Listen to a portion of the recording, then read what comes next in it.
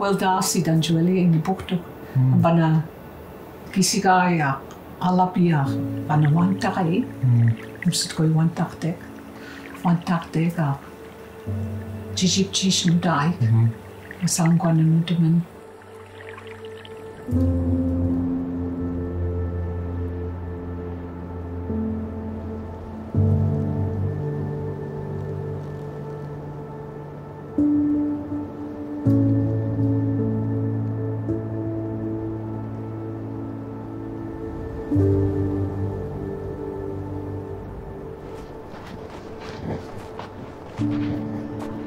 But we have the coyotes, we have a bear, moose, the deer.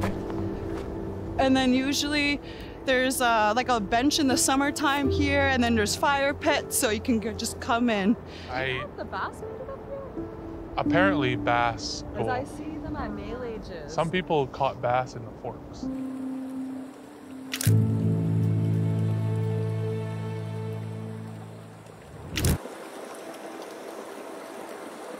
This place has a significance for me. It was a place where I was able to reconnect with myself and ask for help. I don't know why I came here. I don't know why people come here, but it's a very important and sacred place, and it changed my life for the good. Sad stuff aside, also, it's a pretty good fishing spot. Nindeluisi, Gary Luke Malton. I'm born and raised in Guescabega my whole life. Right now, I am a project manager for the Muchkabida Protected Area, which is a project that the community started a few years ago in goals to protect what we have around us. We want to be the leaders instead of being at the back of the bus. You know, we want to drive the bus instead of being a passenger. The core of this whole project, the vein of it all, is really the river that runs through the territory. And if you disrupt everything around that, the ecosystem, it all makes its way down the river. It all makes its way down the bay. We live down the bay. We believe that by not protecting, there will be an overconsumption of the territory. Aujourd'hui, on rassemble en fait 3 communautés différentes, mais qu'on a beaucoup de choses en commun. Il y a les Wolastoqiyik, les Abenaki, nous, puis les Mi'kmaq. So like when you guys came up here, how did you guys initially feel? Mais ici, c'est vraiment...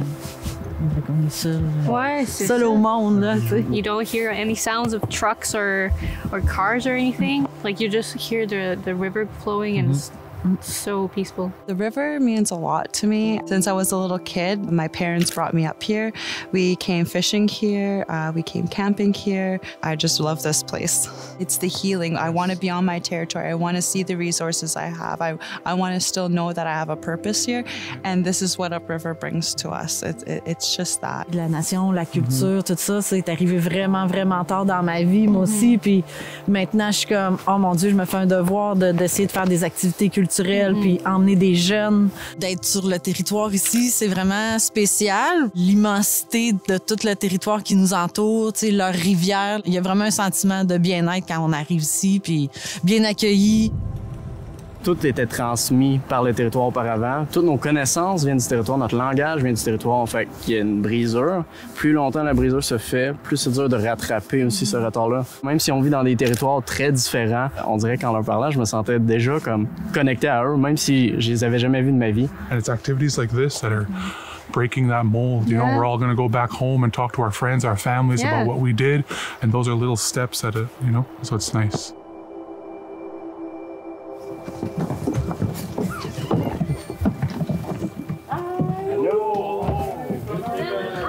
This is the black ash tree. This is the only wood that I use to make baskets. You know, I've been doing this for a little over 45 years. Wow. And I learned this from my dad. And my dad was in a wheelchair, and he taught us all how to make the baskets.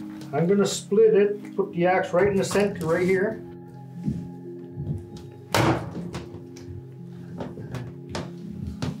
Firm families have been using black ash for generations. You know, before cars and everything, people had to come up the river, go into the land, grab a tree, bring it back. But ash is only found on, you know, the banks of rivers that are healthy enough to feed it with the amount of nutrition, and, you know, it has to have a perfect balance. Take a little bit of brown off, and I'll follow the layer. C'est du papier. Puis ça sent bon aussi. Since I was a little kid, I've known always being under the table, just picking up scraps and making baskets out of whatever my mom and aunties were making. And hopefully I can pass that on to my kids when they're older. Now make it nice and smooth. À chaque fois que je me retrouve avec une autre nation qui fabrique des paniers en freine, là, ça connecte pour vrai, là. I made these recently with my hand, and I wanted to show it to you. It's like my second ever basket that I crafted. That's really from good. Start to finish. That's sweetgrass, braided sweetgrass. Yeah. You know, you got your own style. All right, and you go. Okay. Me specifically, I probably couldn't even identify an ash, which is honestly kind of sad. When you want to talk about breaking of generational teachings, there's one. 7, 8, 9, 10, 11 ans. Je trouve ça le fun de venir voir les initiatives que d'autres communautés font pour après ça ramener ce bagage-là puis d'essayer de le reproduire chez nous, tu sais. Puis ça brise pas, hein? C'est de bonne qualité, ça casse pas. Hey, I'm quiz. Ah, histoire. The pride, you know. Resilient, right? Yeah, that's the word. We bend, but we never broke. You can't break a spirit. You can break a lot of physical stuff, mentally, emotions, but when it comes to the spirit, it's very strong.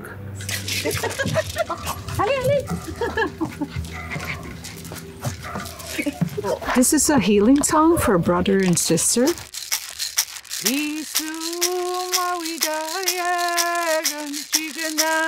The connection of territory to the people was very apparent, and I think that feeling is what we're really trying to encapsulate with this protected area project.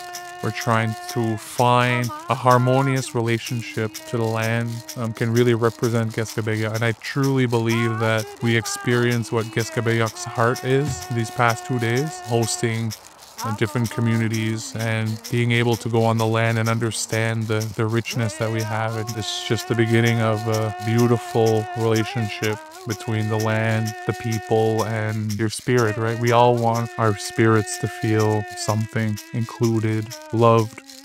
Yeah.